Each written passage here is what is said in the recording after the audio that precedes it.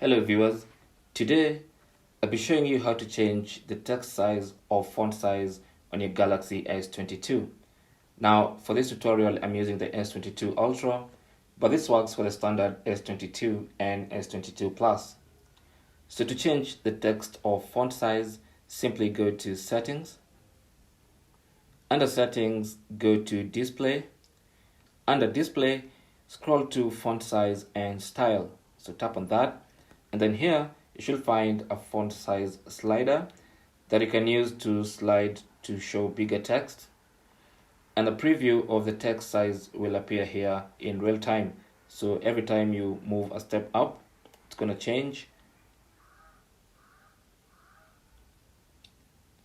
And that is the biggest font size you can have. This will apply to everything you do, even text messages. You can read them in the biggest font size you want. You can also reduce the font size if you feel like the current or the default font size is a bit too big. You can reduce that to exactly what size you want.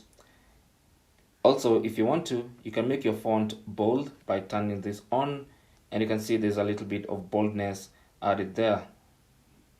And that's basically how to change the font size or the text size on your Galaxy S22.